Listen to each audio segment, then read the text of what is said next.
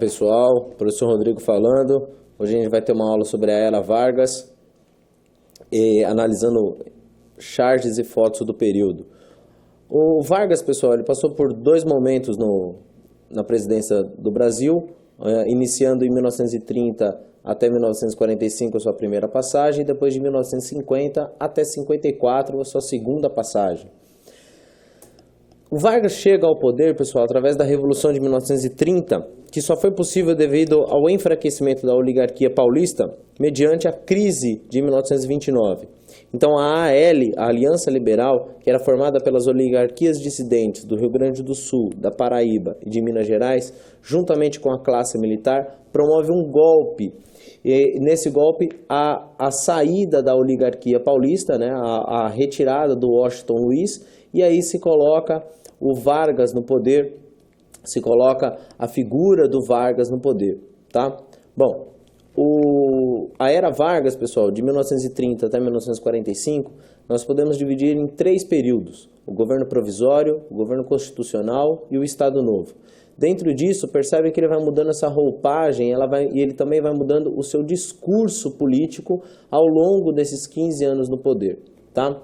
É característica da política de Vargas, pessoal, a centralização do poder, a intervenção dele na política. Tá? E seguindo essa linha de raciocínio, nós temos a figura dos interventores. Eles governavam, então, os estados. Tá? Em sua grande maioria, eles eram aliados de Vargas, pessoas de confiança do Vargas. É óbvio que essa medida gera uma crítica muito grande, principalmente de São Paulo, ainda mais depois que o João Alberto, um pernambucano, foi nomeado como interventor de São Paulo. Furiosos, então, esses paulistas saem em manifestações e em uma delas, 4 manifestantes, tá certo? O Martins, o Miragaia, o Drauzio e o Camargo, que são estudantes, eles acabam mortos pelas forças governamentais, tá? E geram uma grande comoção estadual. Os paulistas, então, promovem esse levante contra Vargas, tá? Então, essa é a Revolução Constitucionalista de 1932, que, entre outras coisas que eles desejavam, nós podemos destacar as eleições, né, novas eleições, e nós podemos destacar também uma elaboração de uma nova Constituição. No final, os revolucionários paulistas saem derrotados, tá? Pelas forças de Vargas. O São Paulo fica cercado aí pelas forças governamentais e acaba se perdendo. Entretanto, no ano de 1933, essa nova Constituição começa a ser escrita, começa a ser elaborada. No ano seguinte, ela é promulgada, ou seja, aprovada. E essa Constituição ela é bem liberal, né?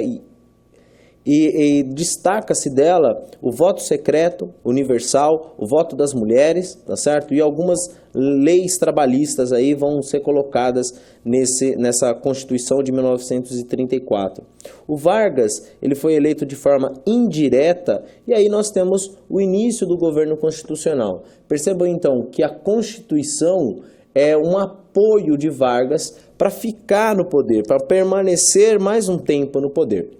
No governo constitucional é marcado pela oposição e pela intriga de dois grupos políticos, tá certo? Um deles, a AIB, a Ação Integralista Brasileira, que tem uma ideologia fascista e tem como líder o Plínio Salgado. Nós temos também a Aliança Libertadora, Nacional Libertadora, de cunho comunista, e tem como líder a figura do Luiz Carlos Prestes, o Cavaleiro da Esperança, o cara que formou lá a coluna Prestes, tá certo? Bom, há um levante comunista, né, conhecido como Intertona Comunista, no ano de 1935, e isso gera um medo na população, gera um clima instável e de tensão. Tá certo? Tanto que, em 1937, foi divulgada uma nova tentativa de golpe comunista, que é o Plano Cohen. Este Plano Cohen, pessoal, não passa de uma farsa, tá? Onde Vargas consegue aplicar um golpe em si mesmo, como ele fala aqui na charge. Tá? Então, ele declara o estado de sítio, pega toda a responsabilidade para ele, pega todo o poder para ele e aí passa a comandar o país. Até porque também foi escrita uma nova Constituição, a Constituição conhecida como Polaca, e aí nós temos o Estado Novo. O Estado Novo é um período mais ditatorial da era Vargas. Perceba que dentro do Estado Novo, de 37 até 45, ele também vai mudando o seu discurso político, tá certo? Bom, então ele tinha no começo uma proximidade mais com características dos regimes totalitários, do nazismo e do fascismo, porém, com o advento da guerra do Brasil, tá certo? Ele passa a aderir às ideias norte-americanas, aderir aos aliados. Tá? Em 1944, pessoal, a FEB, a Força Expedicionária Brasileira, foi enviada para a Segunda Guerra Mundial e, em troca, nós recebemos aí uma facilitação, vamos dizer assim, de concessão de empréstimos. Esses empréstimos foram investidos na Companhia Siderúrgica Nacional, tá certo?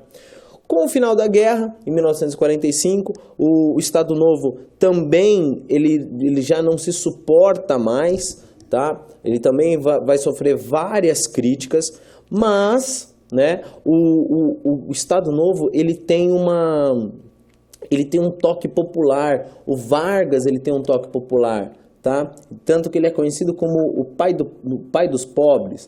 Então ele cria a política populista, ou essa linha de raciocínio populista que é mais próxima do povo, mais próxima da população. Nesse momento nós temos também um movimento chamado queremismo, que é aqueles que querem a permanência do Vargas. Entretanto, as forças militares exigem a renúncia de Vargas. Então, chegamos ao fim do Estado Novo, mas não ao fim do pai dos pobres. Como nós falamos, ele vai voltar nos braços do povo em 1950, de forma democrática. Bom, pessoal, espero aí que vocês tenham gostado, espero que vocês tenham aprendido um pouco mais sobre essa aula, sobre a Era Vargas, com essa aulinha aí. Valeu, pessoal!